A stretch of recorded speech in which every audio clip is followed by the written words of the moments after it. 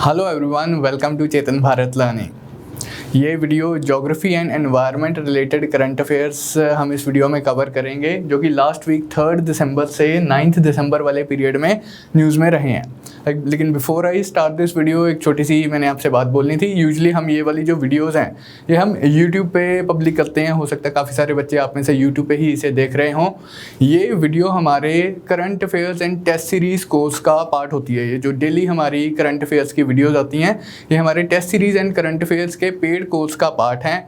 इसके काफ़ी सारे बच्चे कमेंट्स में यूट्यूब में लिख रहे हैं कि हमें इनके पीडीएफ चाहिए, नोट्स वगैरह चाहिए, और जो भी एड ऑन फीचर्स हैं वो हमारे ऐप पे या हमारी वेबसाइट पे chetanbharat.com पे अवेलेबल हैं। आप इस ऐप पे जाके या इस वेबसाइट पे जाके रजिस्टर कर सकते हैं, इस कोर्स में एनरोल कर सकते हैं। देन आपको नोट्स, पीडीएफ, व्हाटएवर जो टेस्ट वगैरह होते हैं, टेस्ट डिस्कशन वगैरह, टेस्ट के आंसर्स वगैरह, सब कुछ आपको ऐप या वेबसाइट पे मिलेगा। तो now let us start with our topic for today, that is the current affairs related to geography and environment, जो कि लास्ट वीक न्यूज़ में रहे हैं। सबसे पहले let us have a look at the issues that had been in the news. एक तो एक पेरिनियल सा इशू अब चलता ही रहता है फेस्टिवल सीजन में। काफ़ी बार मैं आपको बोल चुका हूँ कि फायर क्रैकर्स, पॉल्यूशन के कंटेक्स्ट में कुछ ऐसे अपडेट्स आते रहते हैं। दिवाली के कंटेक्स्ट में भी काफ़ी ये न्यूज़ में रहा था कि फायर क्रैकर्स बैन कर दिए जाएंगे दिल्ली में, किए भी, like complete sale of fire crackers was band.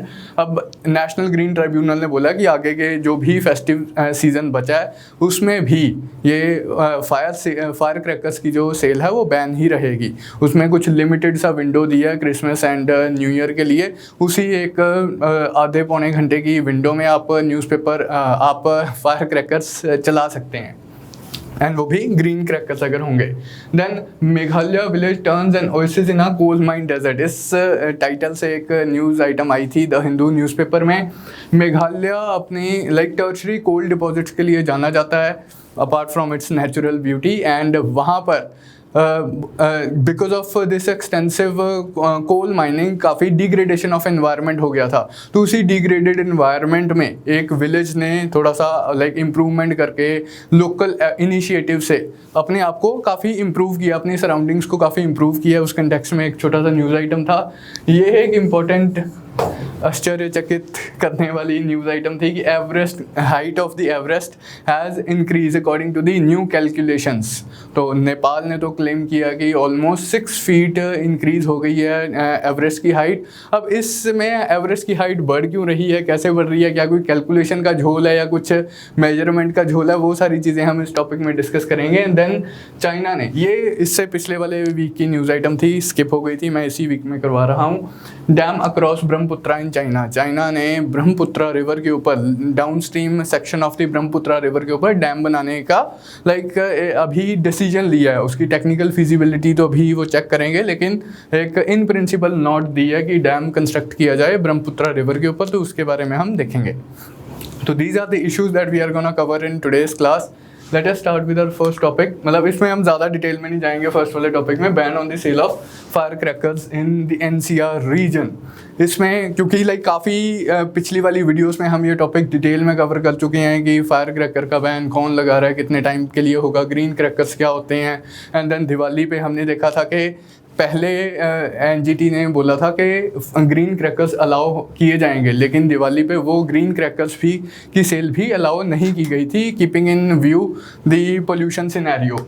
अभी इन्होंने न्यू क्या ऑर्डर इशू किया है इस कंटेक्स्ट में, ये कह रहे हैं कि complete ban on the sale and use of fire crackers during the COVID pandemic.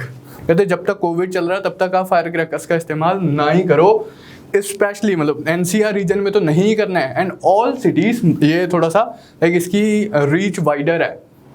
All cities and towns where the ambient air quality is in the poor और अबव कैटेगरीज। हम AQI के बारे में प्रीवियस क्लासेस में detail में पढ़ चुके हैं, एयर क्वालिटी इंडेक्स, जिसमें कलर कोडेड इन्फॉर्मेशन दी जाती है पोल्यूशन लेवल्स के कंटेक्स्ट में। 6 कैटेगरीज में पोल्यूशन को डिवाइड किया जाता है। तो कहते हैं कि अगर पुअर या उससे वर्स एयर क्वालिटी है तो complete ban on the sale of fire crackers है, बाकी सिटीज़ में भी।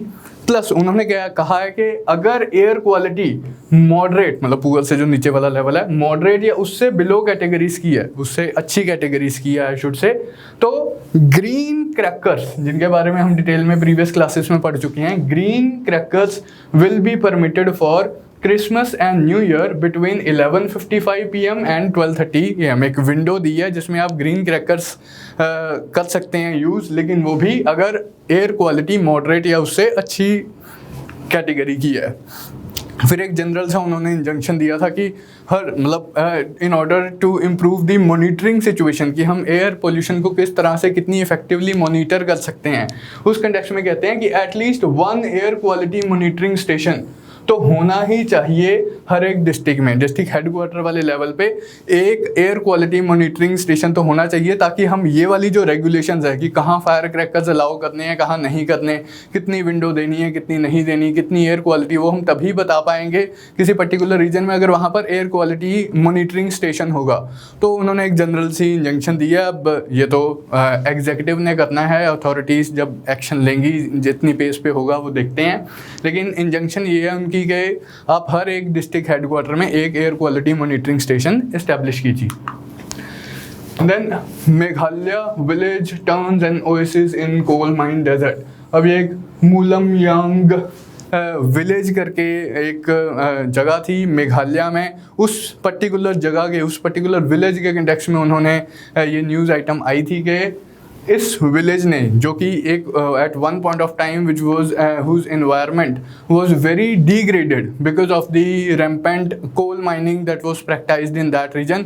लोकल इनिशिएटिव से इसने काफ़ी इम्प्रूवमेंट की है अपनी सराउंडिंग्स में, cleaning up the surroundings and planting of the trees, afforestation drives and such things. अब ये सच मेरी बात सुन के आपको लग रहा होगा ये तो क्या ही न्यूज़ आइटम है, लेकिन इसमें हम समझेंगे डिस्ट्रीब्यूशन है। पहला तो कोल इन मेघालय। यूजुअली जब हम distribution of coal in India की बात करते हैं तो रेयरली ही हमारे दिमाग में मेघालय आता है। मेघालय को तो हम natural beauty, clouds and Cherrapunji, Mawsynram, dense forest ऐसी चीज़ों के साथ एसोसिएट करते हैं। तो कोल डिपॉजिट्स में मेघालय का नाम कहाँ से? हमारे कंट्री में मोस्टली जो कोल डिपॉजिट्स हैं वो ये छोटा नागपुर प्लेट्यू वाली बेल्ट में पाई जाती हैं। जो ज़्यादातर कोल डिपॉजिट्स हैं उड़ीसा, झारखंड, वेस्ट बंगाल, ये वाला जो रीजन है, छत्तीसगढ़, ये जो रीजन है, यहाँ बेसिकली कोल डिपॉजिट्स पाई जाती हैं। एंड यहाँ किस तरह का कोल पाया जाता है ये आप एक टर्म याद रख सकते हैं। इन टर्म्स के बारे में, टाइप्स ऑफ कोल्स की डिटेल्स के बारे में हम अपने डिटेल ज्योग्राफी वाले कोर्स में स्टडी करेंगे। अभी के लिए आप याद रख सकते हो कि जो इंडिया का मेजर ये वाला कोल बेल्ट है, यहाँ गोंडवाना कोल पाया जाता है। डिफरेंट वेराइटीज़ ऑफ कोल होती है। यूजुअली हम स्कूल में वो एंथ्रासाइट, बिटुमिनस, लिग्नाइट एंड पीट, ये 4 कैटेगरीज ऑफ कोल पढ़ते होते थे। वो है ऑन दी, ये जो कैटेगराइजेशन है जिसकी मैंने अभी जिक्र किया, ये on the basis of carbon content है। कोल को हम उसकी एज के बेसिस पे भी क्लासीफाई कर सकते हैं कि कितना पुराना कोल है। कार्बोनिफेरस कोल है, गोंडवाना कोल है या टर्शरी कोल है। जितना पुराना कोल होगा उतना अच्छा कोल होगा। अगर कार्बन कंटेंट की बात करें तो जितना ज़्यादा कार्बन कंटेंट होगा उतना अच्छा कोल होगा। तो इंडिया में मोस्टली गोंडवाना कोल पाया जाता है। जो सबसे अच्छी वैरायटी ऑफ कोल होती है कार्बोनिफेरस कोल, वो इंडिया में बहुत रेयर नहीं ही पाया जाता। गोंडवाना कोल से थोड़ी इन्फीरियर क्वालिटी का कोल होता है टर्शरी कोल। ये जो नॉर्थ ईस्ट इंडिया वाली बेल्ट है, मेघालय, असम, यहाँ पर कुछ टर्शरी कोल भी पाया जाता है। तो इस कंटेक्स्ट में हम मेघालय का आपने याद रखना है, मेघालय असम वाले रीजन में कुछ कोल डिपॉजिट्स पाई जाती हैं। किस तरह का कोल होता है? वो टर्शरी कोल होता है। एंड अब तक की डिस्कशन से आपको क्लियर हो ही गया है कि ये थोड़ा सा बेटर वैरायटी ऑफ कोल होता है। टर्शरी कोल न्यूअर कोल होता है, उसकी एज थोड़ी सी कम होती है, इसलिए थोड़ा सा इन्फीरियर वैरायटी ऑफ कोल होता है as compare to the Gondwana coal. फिर मेघालय 2014-15 में भी न्यूज़ में रहा था कोल माइनिंग के ही कंटेक्स्ट में। यहाँ पर क्योंकि कोल डिपॉजिट्स उतनी ज़्यादा एक्सटेंसिव नहीं है जितनी ज़्यादा हमारी छोटा नागपुर प्लेट्यू वाली बेल्ट में है, जो major coal belt of India है, उतनी डीप एंड उतनी इंटेंस डिपॉजिट्स नहीं है। यहाँ पर काफ़ी डिस्पर्स सा कोल मिलता है, बहुत कम क्वांटिटी में ज़्यादा बिखरा हुआ सा कोल मिलता है। अब इस तरह के डिपॉजिट्स में से अगर हमने कोल एक्सट्रैक्ट करना है तो हम बड़ी बड़ी माइंस लगाना इकोनॉमिकल प्रैक्टिस ही नहीं होती कि थोड़े से कोल के लिए आप इतनी डीप माइन लगाओ, आप प्रॉपर वो माइनिंग शाफ्ट डिग करो एंड देन आपकी वो ट्रेन ट्रॉली सी जा रही हैं जो कोल को एक्सट्रैक्ट करके जा रही हैं। यहाँ पर थोड़ा सा ना मैनुअल प्रोसेस है कोल एक्सट्रैक्ट करने का। छोटी छोटी उन्होंने टनल्स इस तरह से डिग की होती हैं, मैनुअली एक लेबरर जाता है, वो अपने लाइक हाथ से ही जो हैंड हेल्ड इक्विपमेंट होते हैं उसी से ही कोल एक्सट्रैक्ट करता है एंड वापस मैनुअली ही कोल एक्सट्रैक्ट किया जाता है। तो ये काफ़ी एक्सप्लॉयटेटिव सी टेक्निक है। इसके लिए हम वर्ड यूज़ करते हैं रैट होल माइनिंग।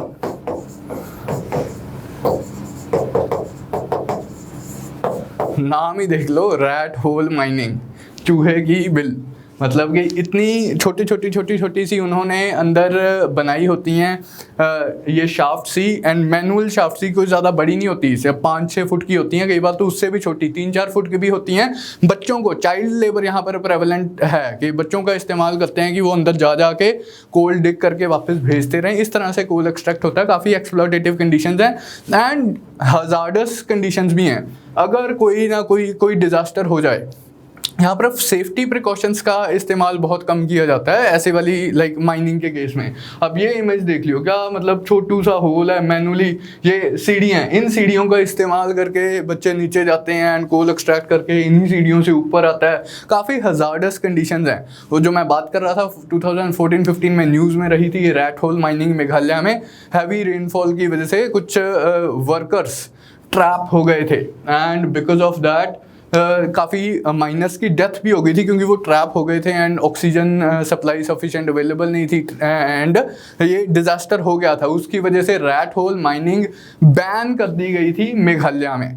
उसी के बाद, मतलब ये बैकग्राउंड हमें पता होनी चाहिए थी कि रैट होल माइनिंग क्या है, कोल डिपॉजिट्स कौन से मिल रहे हैं, कैसे मिल रहे हैं। उसी कंटेक्स्ट में था कि after the rat hole mining was banned by Supreme Court and the National Green Tribunal in 2014, दोबारा से वहाँ के जो लोकल विलेजेस हैं उन्होंने इनिशिएटिव लेके लोकल लेवल पे ही अपने एरिया को रीडेवलप करने की कोशिश की है, उसकी ग्रीनरी बढ़ाने की कोशिश की है, एफॉरेस्टेशन वगैरह करने की कोशिश की है।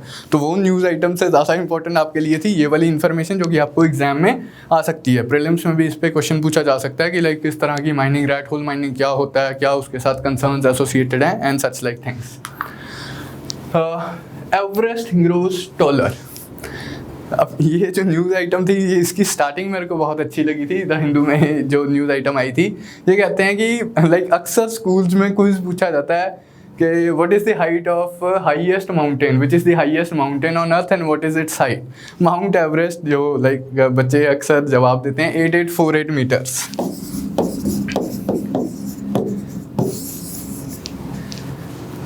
लेकिन अब इसी हाइट में 8848 मीटर्स वाली हाइट है, इसी फिगर में, इसी डेटा में एक चेंज आया है। न्यू कैलकुलेशंस की गई हैं एवरेस्ट की हाइट की नेपाल एंड चाइना द्वारा। दोनों, नेपाल ने इंडिपेंडेंट कैलकुलेशंस की हैं, चाइना ने इंडिपेंडेंट कैलकुलेशंस की हैं एंड दोनों ने मीटिंग की है, अग्री किया है that okay according to our joint calculations, according to the calculation made by our surveyors, we find that the height of Mount Everest is now 8848.86 meters. 0.86 metres जो conventional height हम बचपन से पढ़ते आए हैं, याद करते हैं, उससे इंक्रीज हो गया। लेकिन before I move to the explanation of this increasing height, कुछ न्यूज़पेपर्स में ना आप इस तरह से भी पढ़ेंगे कि that the height grows by 6 feet. Everest की according to the new calculations Everest की हाइट 6 फुट बढ़ गई है। अब पहले हम पढ़ते होते थे 8848, अब उन्होंने न्यू दे दी है 8848.86 मीटर, 0.86 बढ़ी है। 0.86 मीटर तो 3 फुट भी नहीं हुआ। 1 मीटर में 3.3 फीट होते हैं, तो 0.86 मीटर्स हाइट इंक्रीज हुई है, तो 3 फुट भी नहीं हुआ। Why like certain news items are saying कि जी 6 फुट हाइट बढ़ गई है एवरेस्ट की। उसका कारण है कि ये जो एवरेस्ट की हाइट की कैलकुलेशंस हैं, ये हम फ्रीक्वेंटली करते रहते हैं। कभी चाइना ने अपनी टीम भेज दी, कभी किसी ने अपनी टीम भेज दी कि let us see what is the height of the Everest. तो चाइना 2007 से जो हाइट की फिगर्स यूज़ कर रहा है, उन्होंने अपनी एक टीम भेजी थी बैक इन 2005। उस टीम ने जो कैलकुलेशंस वगैरह की थी उसके हिसाब से लाइक एवरेस्ट की हाइट वो यूज़ कर रहे थे 8844 मीटर। अब 8844 मीटर से कहते हैं कि ऑलमोस्ट हाइट काफ़ी इंक्रीज होगी है, 44 पॉइंट समथिंग था आगे। तो कह रहे हैं कि हाइट काफ़ी इंक्रीज होगी, ऑलमोस्ट 6 फुट का फ़र्क पड़ गया है। नेपाल भी कुछ अपनी फिगर्स यूज़ कर रहा था, ब्रिटेन कुछ अपनी फिगर्स यूज़ कर रहा था। तो इसमें लाइक ऑल डिपेंड्स कि हम कौन से डेटा का इस्तेमाल कर रहे हैं। ये जो हाइट लाइक बचपन से हम जो पढ़ते आए हैं उसमें कोई सच्चाई भी थी या नहीं, ये किसने कैलकुलेट की है, कब कैलकुलेट की है, कैसे कैलकुलेट की है? ये ब्रिटिश अथॉरिटीज़ ने कैलकुलेट की थी 1800s में। उन्होंने सर्वे करवाया था 1850s के अराउंड। देन इंडिया ने फिर से सर्वे करवाया था according to the traditional techniques 1953-54 में। दोनों ही सर्वेज में ऑलमोस्ट सिमिलर हाइट ही आई थी 8848 metre, and this was the widely accepted height of Mount Everest, जो कि हम 8848 बचपन से स्कूलों में पढ़ते आए हैं, क्विज़ेस में पार्टिसिपेट करते आए हैं। बट देन क्योंकि चाइना ने 2005 में अपनी एक एक्सपीडिशन टीम भेजी थी, उनके हिसाब से हाइट थोड़ी सी कम निकल के आई थी। तो ये एक इशू था। अब नेपाल कह रहा है कि हम अपनी टेक्निक्स का इस्तेमाल करेंगे, अपने सर्वेयर्स भेजेंगे, अपनी टेक्नोलॉजी का इस्तेमाल करके खुद से हाइट कैलकुलेट करने की कोशिश करेंगे, एंड उन्होंने this is the height that they have calculated. अब ये तो थी खबर। हमारे दिमाग में सवाल आता है कि भाई ये इसमें क्या है, मतलब एवरेस्ट तो वहाँ पर खड़ा है, इसमें हाइट मेजर करने में मुद्दा क्या है? लाइक इतनी डिस्क्रिपेंसी क्यों है? कभी 8848 आ रहा है, कभी 8847 भी आया था पीछे, कभी 8849 भी आप बुक्स में पढ़ते हो, कभी 8850 भी आप बुक्स में पढ़ लेते हो। किसी को पता क्यों नहीं है कि एवरेस्ट की हाइट कितनी है? मेजर कर लो। उसमें थोड़े से झोल हैं, उन्हीं झोलों को आज हम थोड़ा सा समझने की कोशिश करेंगे कि इतनी डिफ़िकल्टी क्यों आ रही है हमें एवरेस्ट की हाइट कैलकुलेट करने में। एक भाई कुछ like before I go to the explanation again, कुछ बेसिक फैक्चुअल इन्फॉर्मेशन आप ध्यान में रख सकते हो।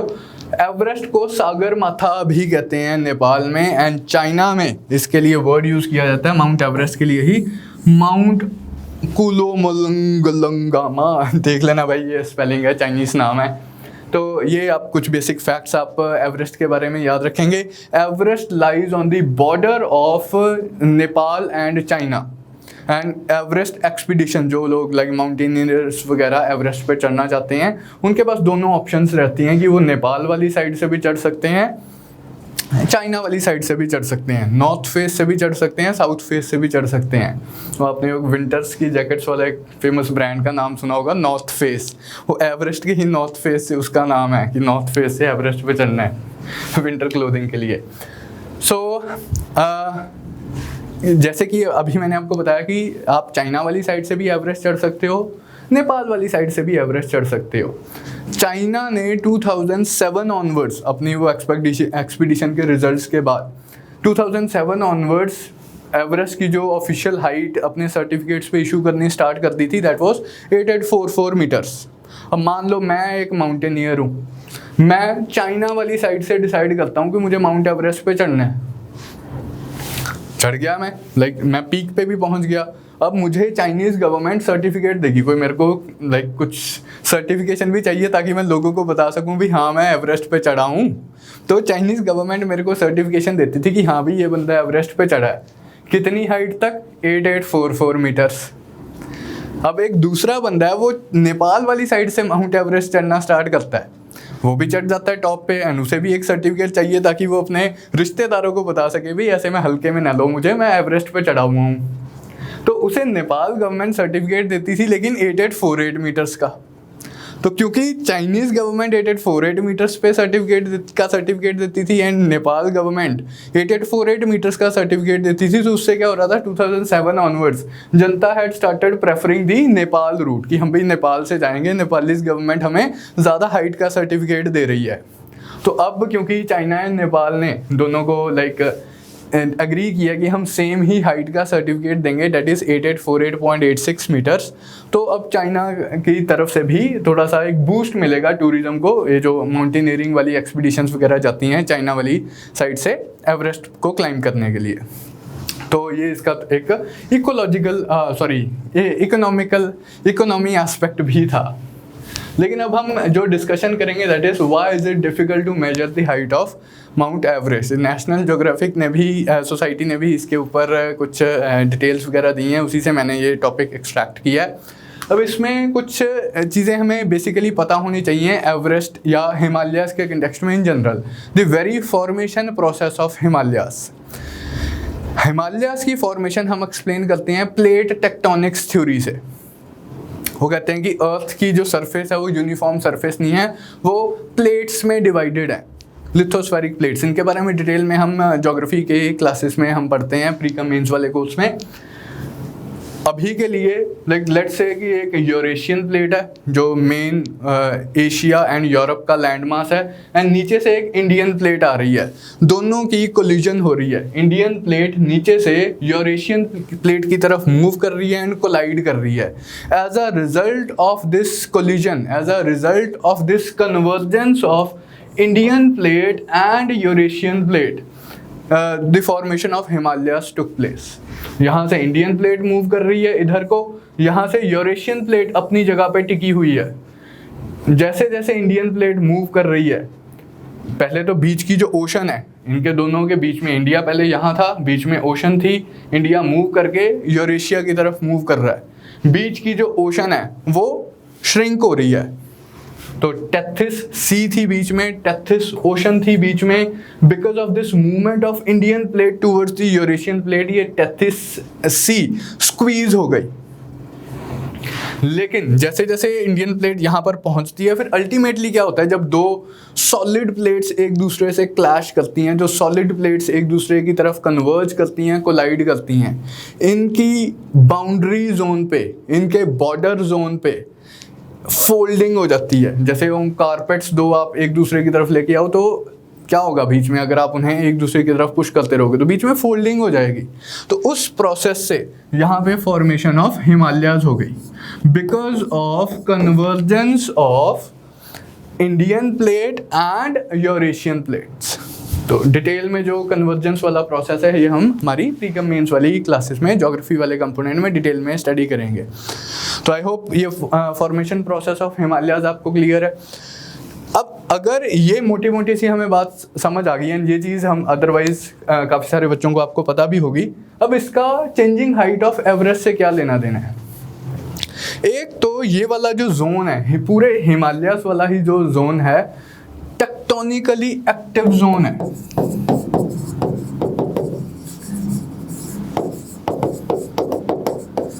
क्या मतलब टेक्टोनिकली एक्टिव? कि ये प्लेट्स अभी भी एक दूसरे को पुश कर रही हैं। Continuously these plates are trying to push each other, push against each other. उससे क्या होता है कि कुछ लोकल एडजस्टमेंट्स होती रहती हैं रॉक्स में। कुछ रॉक्स इधर को एडजस्ट करने की कोशिश करती हैं, कुछ रॉक्स उधर को एडजस्ट करने की कोशिश करती हैं, क्योंकि यहाँ पर कांस्टेंट एक फोर्स लग रही है, कांस्टेंट पुशिंग हो रही है। उसकी वजह से because this area is tectonically active, that is why ये साइज्मिकली भी एक्टिव है, एंड यहाँ पर रॉक एडजस्टमेंट्स भी होती रहती हैं। इस साइज्मिक अर्थक्वेक्स वगैरह भी आते रहते हैं। अब रॉक्स एक दूसरे के अगेंस्ट मूव करेंगी, वाइब्रेट करेंगी, तो लाइक क्या होगा, अर्थक्वेक आएगा। जैसे नेपाल में 2015 में बहुत ही भयंकर 7.8 रिक्टर स्केल का अर्थक्वेक आया था।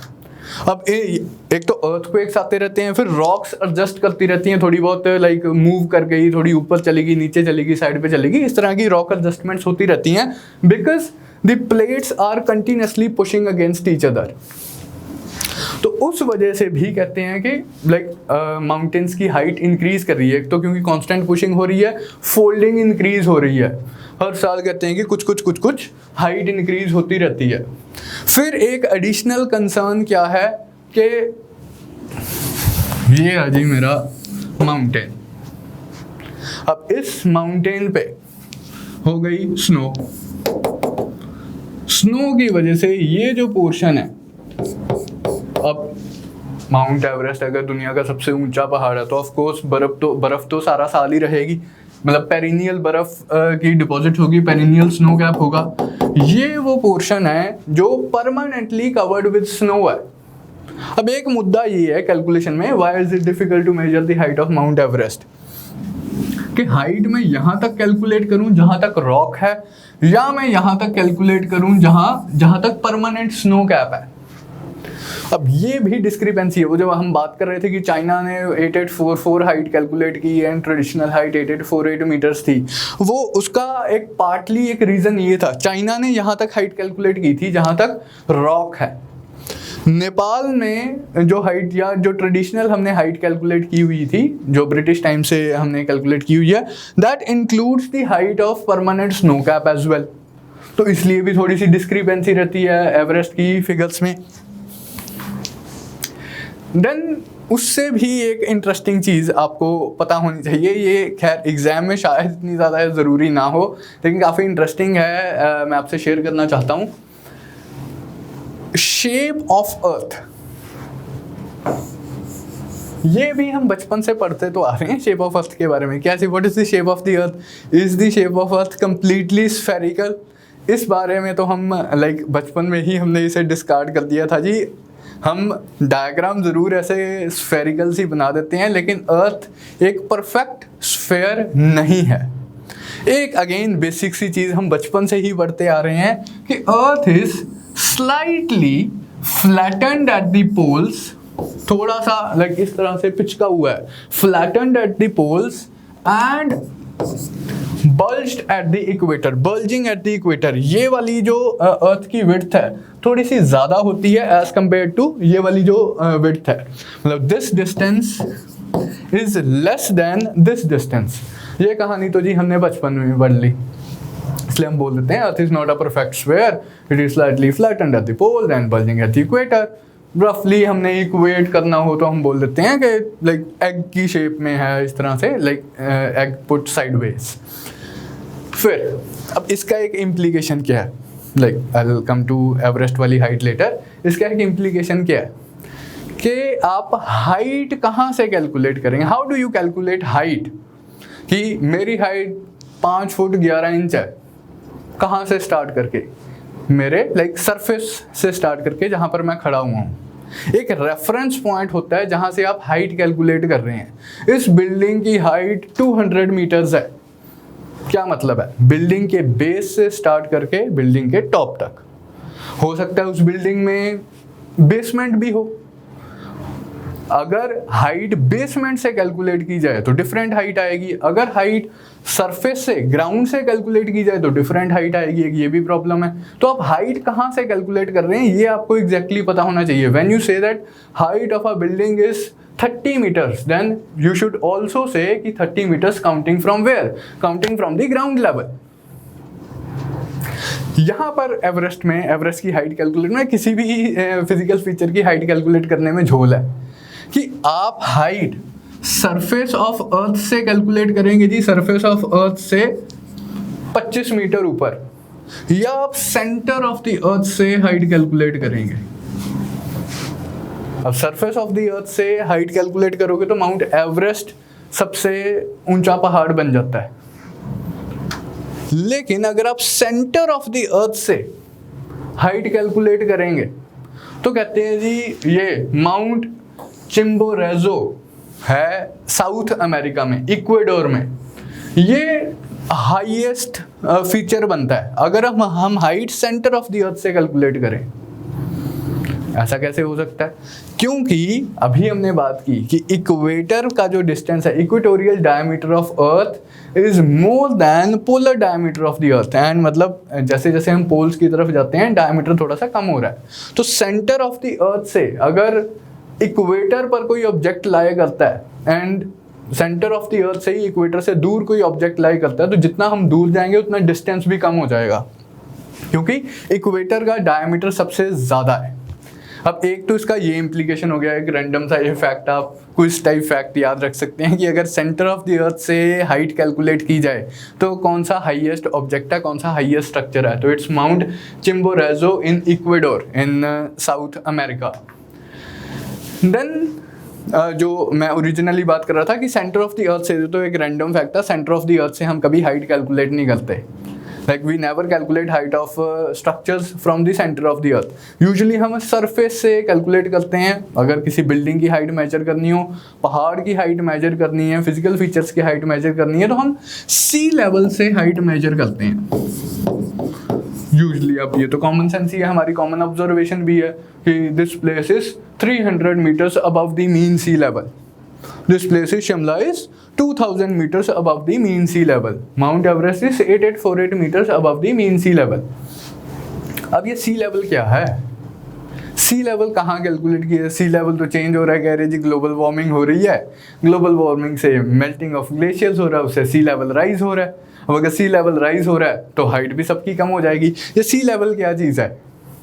sea level भी कहते हैं कि लाइक अगर हम बहुत ही सिंपल टर्म्स में समझने की कोशिश करें कि सी का एक यूनिफॉर्म लेवल है at all places across the अर्थ। ये लेकिन बहुत ही सिंपलिस्टिक तरीका है सी लेवल को समझने का।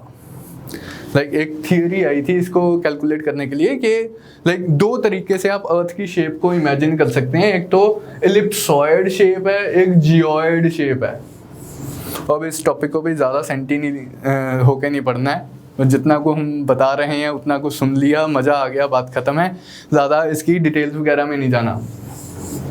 एलिप्सॉइड शेप हो सकती है या जियोइड शेप का मॉडल, दो मॉडल्स प्रेवलेंट है। एलिप्सॉइड शेप क्या कहता है कि जी ये देखो इस तरह से बहुत ही एक स्मूथ एलिप्स की शेप में है अर्थ। अब ये मैंने बहुत ही एग्जैजरेटेड कर दिया कि यहाँ पर एक्सटेंड कर दिया, यहाँ पर कॉन्ट्रैक्ट कर दिया, लेकिन एक स्मूथ सरफेस एग्जिस्ट करती है एलिप्स की फॉर्म में, एलिप्सॉइड की फॉर्म में। इस तरह से अर्थ की रियल शेप है। दूसरा मॉडल कहता है नहीं, हमने ocean 70% of the earth surface is covered with water, is composed of oceans. Oceans का जो पानी है ये यूनिफॉर्म लेवल पे नहीं है, ये यूनिफॉर्म लेवल पे नहीं है। Now it goes against our common sense. हमें लगता है भी यार पानी है तो पानी तो सेम ही लेवल पे होगा, ऐसे कैसे हो सकता है कि पैसिफिक ओशन में पानी ऊपर है, इंडियन ओशन में पानी नीचे है, तो पानी तो फ्लो कर जाएगा। बिल्कुल फ्लो कर जाएगा, लेकिन अब इसमें एक वेरिएबल हम जो नहीं कंसिडर कर रहे हैं हमारी कॉमन सेंस वाली ऑब्जर्वेशन में, वो है ग्रेविटी ऑफ द अर्थ। अर्थ के इंटीरियर में अनइक्वल डिस्ट्रीब्यूशन ऑफ मास है। जो वेट ऑफ द अर्थ है, मास ऑफ द अर्थ है, वो इक्वली डिस्ट्रीब्यूटेड नहीं है। ग्रेविटी की जो फोर्स है वो आप लोगों को पता ही है कि मास डिपेंडेंट है। जितना मास ज़्यादा होगा ग्रेविटेशनल पुल उतना ज़्यादा होगा, मास कम होगा ग्रेविटी की फोर्स कम होगी। तो क्योंकि unequal distribution of mass within the surface of the earth है, within the interior of the earth है, इसलिए ग्रेविटेशनल जो पुल है वो भी uniform across all the places on earth नहीं है।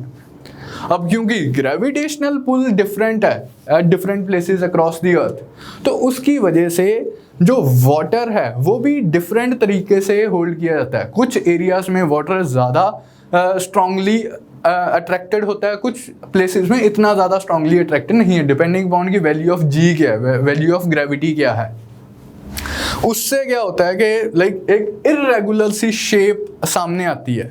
जैसे कहते हैं कि जिस न्यूज़ आइटम में मैंने पढ़ा था, नेशनल ज्योग्राफिक सोसाइटी की न्यूज़ आइटम थी, तो वो कह रहे हैं कि earth does not look like, उन्होंने एनालॉजी ली थी कि earth does not look like an egg put sideways, rather it is similar to a lumpy potato. अब ये पोटैटो भी देखने में दोनों सिमिलर सी शेप सी लग रही हैं, लेकिन एग की सरफेस स्मूथ है, लेकिन पोटैटो की सरफेस थोड़ी सी अनइवन होती है। अरे अर्थ, इसके साथ आप अर्थ की शेप को कंपेयर कर सकते हो। अगर मैं मॉडल्स की बात करूं किस तरह से एक लाइक हम शेप को इमेजिन कर सकते हैं, तो कंप्यूटराइज्ड मॉडल्स में कहते हैं इस तरह से है शेप ऑफ द अर्थ, टेढ़ी मेढ़ी सी, like totally against our expectation, totally against our oppose to our imagination. What we imagine is a total sphere, a complete sphere, but this is how the earth would look according to the geoid model. कि कहीं पे अर्थ की gravitational pull ज़्यादा है तो वहाँ पर थोड़ा सा अंदर डिप्रेशन बनेगा, कहीं पे ग्रेविटेशनल अट्रैक्शन कम है तो बाहर एक लंप बनेगा. इस तरह से the earth would look like according to the geoid model, क्योंकि ग्रेविटेशनल अट्रैक्शन डिफरेंट है. अब ये थोड़ा सा एग्जैजरेटेड इमेज है, You don't have to like go with this exaggerated image, but the point that we are trying to learn over here is के ये इस तरह से थोड़ा सा लंपी सी शेप नज़र आएगी। अब इसका एवरेस्ट की हाइट मेजरमेंट से क्या लेना देना? ना इमेजिन दिस, मतलब उसी चीज़ को थोड़ा सा मैथमेटिकल तरीके से इस डायग्राम में प्रेजेंट किया गया है कि दिस इज दी, ये जो ग्रीन लाइन शो की गई है ये प्रॉपर एक एलिप्सॉइड सरफेस है, एक स्मूथ, वही जो एग वाली एग्जांपल थी, एक स्मूथ सरफेस है ग्रीन वाली।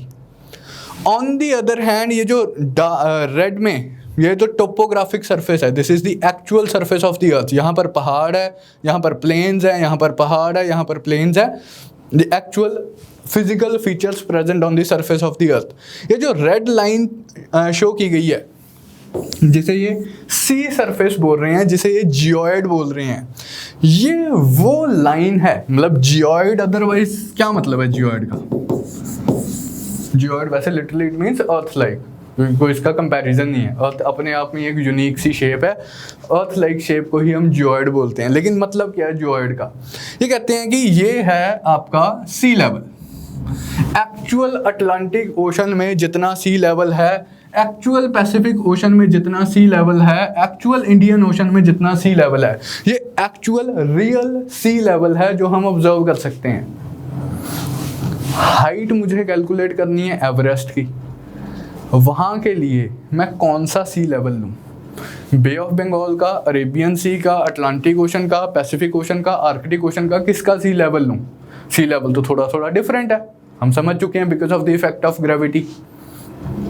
तो जियोइड मॉडल वाले साइंटिस्ट ने क्या किया कि जो डिफरेंट प्लेसेस पे सी लेवल्स एग्जिस्ट कर रहे हैं, प्लस ग्रेविटी की कैलकुलेशन, उन्होंने एक मैथमेटिकल मॉडल सा बनाया सुपर कंप्यूटर से एंड कैलकुलेशंस वगैरह की, तो उन्होंने एक इमेजिनरी सरफेस क्रिएट किया। कहते कि मान लो हाइपोथेटिकली स्पीकिंग सी लेवल हर प्लेस ऑन अर्थ पे एग्जिस्ट करता है। ये जो लाइन है ये सी लेवल की लाइन है। कहते मान लो कि एवरेस्ट के नीचे सी जा रही है, इंडियन ओशन को ही हमने एक्सटेंड कर दिया, अटलांटिक ओशन को ही हमने एक्सटेंड कर दिया, पूरी सरफेस ऑफ द अर्थ को हमने ओशन से भर दिया। अगर हम इस इमेजिनरी सिचुएशन में कैलकुलेट करें कि सरफेस ऑफ द अर्थ कहाँ आएगी, सी लेवल कहाँ आएगा under the imaginary situation when the entire surface of the earth is covered with water, वो जो लाइन बनेगी, वो जो लेवल आएगा, उसे हम बोलेंगे जियोइड लेवल, जियोइड सरफेस। ये डायग्राम ये इमेजिन करके बनाई गई है कि पूरी surface of the earth is covered with water and water कहीं पे ज़्यादा पुल हो रहा है, कहीं पे कम पुल हो रहा है, because of the differences in gravity values across different places on अर्थ। तो उसके बेसिस पे इस तरह की शेप निकल के आ रही है। तो इस तरह से हम लाइक इस डायग्राम में अच्छे से समझ आएगा उसके कंपैरिजन में, इसलिए मैंने दोनों डायग्राम्स रखी थी कि ये तो हमारी होगी एक्चुअल सरफेस ऑफ द अर्थ, ठीक है, ये फिजिकल फीचर्स हो गए, ये सी लेवल हो गया। सी लेवल को ही अगर आप एक्सटेंड कर दो अक्रॉस लैंड, की लैंड में भी हमने इमेजिन कर लिया कि सी ही है, यहाँ लैंड नहीं है, रादर यहाँ पर सी है। अगर यहाँ पर सी होती तो सी लेवल कहाँ पे होता? कहते हैं this should be the level जहाँ पर सी होता। ये इमेजिनरी लेवल इज जियोइड, ये imaginary shape is geoid shape, while this is the actual surface of the earth। Then फिर ये रेड डॉटेड लाइन क्या है? ये रेड डॉटेड लाइन वो इमेजिनरी लाइन है। अगर हम इमेजिन करें if earth is a perfect ellipsoid, एक परफेक्ट एलिप्सॉइड की स्मूथ सरफेस है ये रेड लाइन। अब मुझे इस माउंटेन की हाइट कैलकुलेट करनी है, मुझे इस माउंटेन की हाइट कैलकुलेट करनी है। मैं इस लेवल से कैलकुलेट कर सकता हूँ जो कि नियरेस्ट सी का सी लेवल है। एवरेस्ट की हाइट करनी है, बे ऑफ बंगाल के सी लेवल से कर ली कंपेयर। या फिर मैं एलिप्सॉइड से हाइट कैलकुलेट कर सकता हूँ, या फिर मैं जियोइड वाले लेवल से हाइट कैलकुलेट कर सकता हूँ। तो तीनों ही केसेस में मेरा डिफरेंट आंसर आएगा। ये एलिप्सॉइड हाइट होगी, imagining that earth is a perfect ellipsoid, ellipsoid की एक स्मूथ सरफेस है, वहाँ से मैंने हाइट कैलकुलेट कर ली। या फिर मैंने जियोइड वाली सरफेस से हाइट कैलकुलेट कर ली, वो एक डिफरेंट आंसर आएगा। That was also a part explanation की एवरेस्ट की हाइट क्यों इतनी लाइक हर बार सर्वे वगैरह करने में डिफरेंट हाइट क्यों आती है। तो मोटे मोटे अगर आपको लाइक ये डिस्कशन थोड़ी सी खिंच गई, लंबी हो गई, लेकिन मोटे से आपको कारण पूछे जाए कि एवरेस्ट की हाइट मेजर करनी डिफिकल्ट क्यों है। पहला तो जी टेक्टोनिकली एक्टिव रीजन है, हिमालयास बने ही प्लेट कन्वर्जेंस से हैं, Indian plate and Eurasian plate की कन्वर्जेंस से है, वो आज भी कन्वर्जेंस हो रही है, इसलिए आज भी माउंटेन्स राइज कर रहे हैं। फिर टेक्टोनिकली एक्टिव होने की वजह से दूसरा कारण है कि यहाँ पर साइज्मिक एक्टिविटी होती रहती है, उसकी वजह से रॉक एडजस्टमेंट्स होती रहती हैं, तो थोड़ी बहुत हाइट में चेंजेस आ सकती हैं। तीसरा रीज़न है स्नो कैप हमने कैलकुलेट करना है कि नहीं कैलकुलेट करना है, इंक्लूड करना है कि नहीं करना, उस कंटेक्स्ट में डिस्क्रिपेंसी हो जाती है।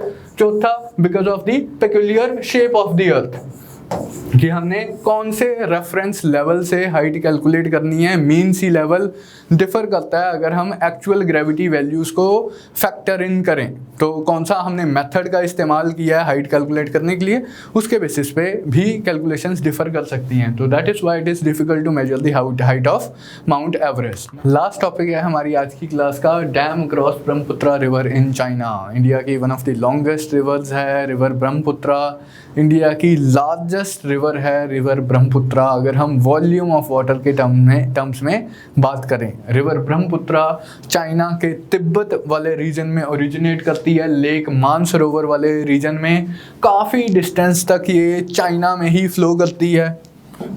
चाइना में इस रिवर का नाम है यारलुंग सैंगपो या यारलुंग यांगबो भी लिखते हैं इसे चाइना में, like different spellings are popular. Tsangpo भी बोलते हैं, यांगबो भी बोलते हैं। ये रिवर काफ़ी लंबे डिस्टेंस तक यहाँ पर तिब्बत वाले रीजन में फ्लो करने के बाद नॉर्थ ईस्ट इंडिया में हिमालयास के ईस्टर्न मोस्ट एंड से एक यू टर्न लेती है और इंडिया में अरुणाचल प्रदेश स्टेट में एंटर करती है। Thereafter flows into Assam state, Assam में इसका नाम है रिवर ब्रह्मपुत्रा। असम से ये बांग्लादेश में जाती है, गंगा के साथ मिलती है एंड बे ऑफ बंगाल में ड्रेन करती है, making the largest delta in the world, the Sundarbans. अब चाइना ने डिसाइड किया, क्या न्यूज़ आइटम आई थी कि चाइना ने डिसाइड किया कि लोअर रीचेस ऑफ ब्रह्मपुत्रा में ये एक डैम कंस्ट्रक्ट करेंगे। अब ये जो इंटर नेशनल रिवर्स हैं, इंटर स्टेट रिवर्स हैं, मतलब state I am using in the sense of a country, जो इंटर कंट्री रिवर्स हैं उनके ऊपर कोई भी हाइड्रो इलेक्ट्रिक पावर प्रोजेक्ट बनाना या डैम बनाना एक प्रॉब्लमेटिक सा इशू होता है। Even like inter state reverse में एक इशू होता है, क्योंकि अगर आप यहाँ पर डैम बना देंगे तो इस डैम से जो इंडिया में रिवर का वाटर फ्लो है उसे कंट्रोल किया जा सकता है। तो यूजुअली इसके थोड़े से इंटरनेशनल रैमिफिकेशन होते हैं, पॉलिटिकल इसका डिप्लोमेटिक डिस्प्यूट भी कई बार खड़ा हो जाता है, जैसे काफ़ी केसेस में हम इंडिया एंड पाकिस्तान के केस में देखते हैं। हालांकि इंडिया एंड पाकिस्तान के केस में जो रिवर्स हैं उनकी वाटर शेयरिंग के कंटेक्स्ट में एक प्रॉपर एग्रीमेंट हमने पाकिस्तान से साइन किया हुआ है, Indus water treaty of 1960। And China के केस में तो ऐसा कोई एग्रीमेंट भी नहीं है हमारा regarding sharing of the waters. इसका लाइक एक कारण ये भी है कि ब्रह्मपुत्रा ही एक ऐसी मेजर रिवर है जो चाइना में ओरिजिनेट करके इंडिया की तरफ आती है। और भी हैं लेकिन मतलब वो हायर रीचेस में रह जाती हैं। रिवर इंडस है, रिवर सतलुज है। अब इस रिवर के ऊपर चाइना ने 2000 पिछले 10-15 साल 2005 ऑनवर्ड्स काफ़ी डेवलपमेंट्स वगैरह की हैं। तिब्बत वाले रीजन में काफ़ी डैम्स वगैरह इन्होंने बनाने स्टार्ट किए हैं। उन डैम्स पे भी थोड़ा सा इंटरनेशनल हमने लाइक डिप्लोमेटिक रो क्रिएट हो गई थी बिटवीन इंडिया एंड चाइना, लेकिन वो काफ़ी दूर थे इंडिया से, तो इसलिए इतना कोई ज़्यादा सीरियसली हमने लिया नहीं। अब यहाँ पर लाइक ये न्यूज़ इंपॉर्टेंट क्यों है कि चाइना ने lower sections of river Brahmaputra पे डैम बनाने की अनाउंसमेंट की है। एंड हालांकि एग्जैक्ट लोकेशन उन्होंने नहीं दी है, अभी तक नहीं पता है, लेकिन लाइक एक्सपेक्ट किया जा रहा है कि ये ग्रेट बेंड के around, like there is this term that they are using around the great bend. अब ये ग्रेट बेंड क्या है? ये वो पोर्शन ऑफ रिवर ब्रह्मपुत्रा है जहां ब्रह्मपुत्रा ऑलमोस्ट एक यू टर्न लेती हुई, ये यहाँ से इधर को फ्लो कर रही है ईस्ट की तरफ, एकदम से यू टर्न लेती हुई नीचे अरुणाचल प्रदेश की तरफ टर्न लेती है, एंटर करती है अरुणाचल प्रदेश में। इस रीजन के अराउंड कह रहे हैं कि हो सकता है कि ये नया hydro electric project, hydro electric multipurpose project बनाया जाए, डैम बनाया जाए, क्योंकि यहीं पर कहते हैं कि काफ़ी ज़्यादा हाइड्रो इलेक्ट्रिक पोटेंशियल है। यहाँ पर रिवर एक बहुत ही डीप कैनियन बनाती है। इस डीप कैनियन पे अगर ये डैम बनाएं तो काफ़ी हाइड्रो इलेक्ट्रिक पोटेंशियल को एक्सप्लॉइट किया जा सकता है। तो एक तो आपको ये जो ग्रेट बेंड वाला रीजन है इसके बारे में पता होना चाहिए। Like when they say great bend, that's we are referring to the point जहाँ पर रिवर ब्रह्मपुत्रा ऑलमोस्ट एक यू टर्न सा लेके इंडिया में एंटर करती है। यहाँ पर न्यू डैम बनाने की बात हो रही है। एंड यहीं पर एक बहुत फेमस माउंटेन पीक है जिसका नाम आप लोग याद रखेंगे, नामचा बारवा। इस माउंटेन पीक के अराउंड ब्रह्मपुत्रा यू टर्न लेती है एंड इंडिया में एंटर करती है। तो ग्रैंड कैनियन ऑफ ब्रह्मपुत्रा, एक ग्रैंड कैनियन हम यूएसए का पढ़ते हैं, एरिजोना रिवर, एरिजोना स्टेट में कोलोराडो रिवर के ऊपर। ये उस ग्रैंड कैनियन की बात नहीं हो रही है। रिवर ब्रह्मपुत्रा जो तिब्बत की मिडोंग काउंटी में जो ये बनाती है, मिडोंग काउंटी है जो रीजन है, this is Medog region of Tibet. इस काउंटी में जो एक कैनियन बनाती है जस्ट बिफोर एंटरिंग इंडिया, उस ग्रैंड कैनियन की बात हो रही है। एंड यहाँ पर हाइड्रो इलेक्ट्रिक पोटेंशियल एक्सप्लॉइट करने की बात हो रही है। तो इसमें बेसिकली आपको ये पता होना चाहिए था कि इसकी लोकेशंस वगैरह कहाँ, नामचा बारवा कहाँ है, ग्रेट बेंड कहाँ है, ग्रैंड कैनियन कौन सा है, कौन से रीजन में है, थोड़ा सा basic information about river Brahmaputra. तो that is all as far as this week's current affairs were concerned. I hope you would have enjoyed the class. Keep watching our videos for more such content. Thank you from my side.